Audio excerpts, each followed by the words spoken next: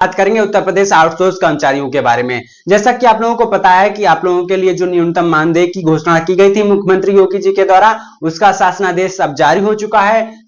कई सारे विभागों में इसकी अधिसूचना जारी की गई है। अभी कई सारे विभागों में ये अभी करनी इसकी अधिसूचना जारी करना अभी बाकी है। अब हम आपको इस वीडियो में समझाएंगे कि किस किस कौन कौन पद पर कितनी सैलरी जो है बढ़ाई गई है, कितना मानदेय रखा गया है न्यूनतम, और जो बाकी बचे विभाग हैं उनमें कब तक जारी हो सकता है हमारे न्यूनतम मानदेय की जो ये व्यवस्था लागू की गई है। जैसा कि आप लोगों को पता है, आउटसोर्स सेवा निगम का जो गठन किया गया था हमारे मुख्यमंत्री जी के द्वारा, वो जो है 1 अप्रैल से लागू होने जा रहा है। उसी के तहत इन सभी नियमों में बदलाव किए गए हैं, जिसमें हमारे आउटसोर्स कर्मचारी जितने भी हैं उनका जो मानदेय है वो 1 से 5 तारीख के बीच में उनके सीधे खाते में भेजा जाएगा।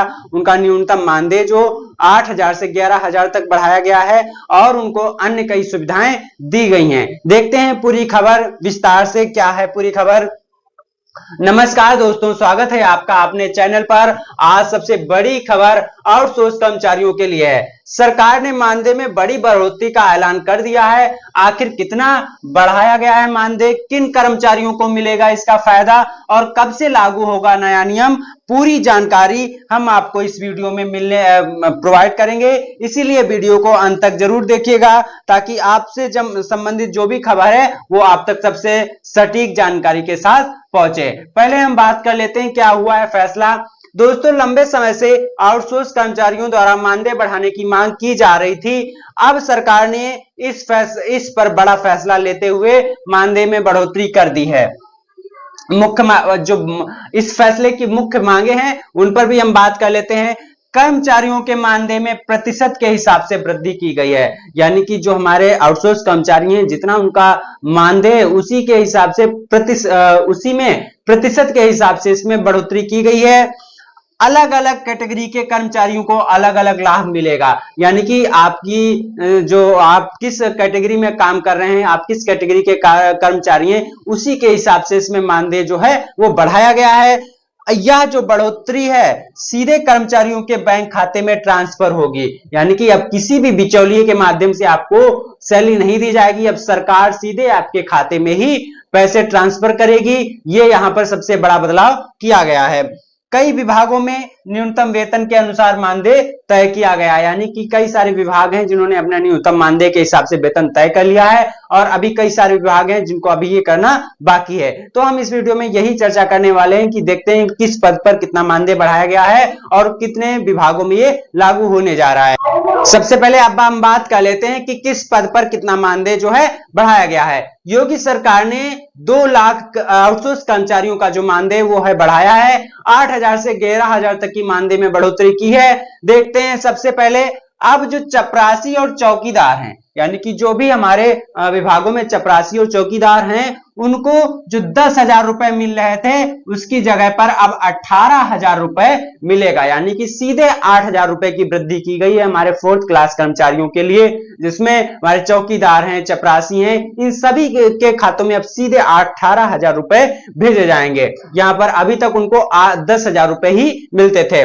दूसरा, इसी तरह अनुवादक, कंप्यूटर सहायक और डाटा एंट्री ऑपरेटर को 14,000 की जगह 23,000 वेतन मिलेगा। यहां पर आप देख सकते हैं 9,000 तक की वृद्धि यहां पर की गई है मानदेय में। जो भी हमारे डाटा एंट्री ऑपरेटर हैं, कंप्यूटर सहायक हैं और अनुवादक हैं, इन सभी के मानदेय में 9,000 की वृद्धि की गई है। अभी तक इनको 14,000 रुपए मिलते थे हर एक महीने में, अब सीधे इनके खाते में 23,000 रुपए हर एक महीने की 1 से 5 तारीख के बीच में आ जाएंगे।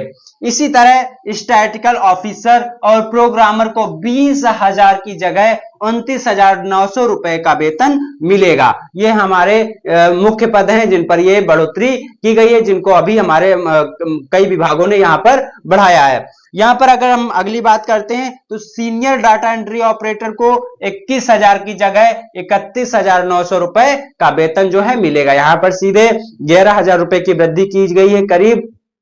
तो जो हमारे सीनियर डाटा एंट्री ऑपरेटर थे उनको अब सीधे 31,900 रुपए हर महीने में मिलेंगे। यहाँ पर सिस्टम एडमिनिस्ट्रेटर सीनियर प्रोग्रामर को 28,000 की जगह 37,400 रुपए प्रतिमाह वेतन मिलने वाला है। तो ये कुछ मुख्य पद थे। यहाँ पर जो सीनियर डाटा एंट्री ऑपरेटर हैं, चपरासी हैं, चौकीदार हैं या अनुवादक हैं या डाटा एंट्री ऑपरेटर हैं, ये सभी विभागों में होते हैं। ये सभी कर्मचारी अभी तक आउटसोर्स संविदा के माध्यम से सैलरी पा रहे थे। अब इनकी मानदेय में अच्छा खासा इजाफा हुआ है। ऐसे इसी तरह शिक्षा विभाग में जो शिक्षक आउटसोर्स के माध्यम से जिनका भर्ती हुए हैं उनको 25,000 रुपए तक की मिलेंगे। जो डॉक्टर्स आउटसोर्सिंग माध्यम से भर्ती हुए हैं उनको 40,000 तक की मानदेय मिलेगा। तो जो अन्य विभाग हैं अभी इसकी तैयारी में लगे हुए हैं। यहाँ पर कुछ ही विभागों ने अपना ये जो शासनादेश जारी किया है। जैसे ही आपसे संबंधित अन्य विभागों में कोई भी खबर आएगी तो हम सबसे पहले और सबसे सटीक जानकारी आपको साझा करेंगे। अब यहाँ पर हम बात कर लेते हैं कि अन्य क्या क्या लाभ मिलने वाले हैं।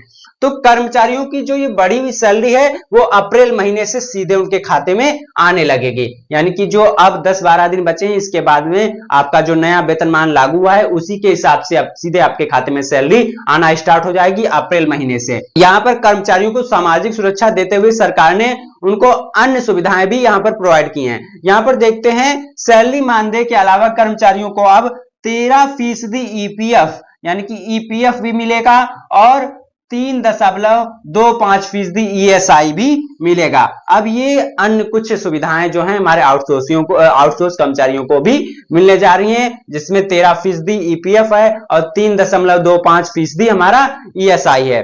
तो ये सारी मुख्य जो सुविधाएं हैं वो हमारे आउटसोर्स कर्मचारियों को भी मिलने वाली हैं। और हम इसके निष्कर्ष की बात कर लेते हैं। हालांकि अभी कुछ विभागों में इस आदेश को लागू करने की प्रक्रिया चल रही है, यानी कि अभी ज्यादातर विभागों में इसकी अभी प्रक्रिया चल ही रही है। अभी उन्होंने अपना शासनादेश जारी नहीं किया, लेकिन कुछ विभागों ने इस पे जारी कर दिया है।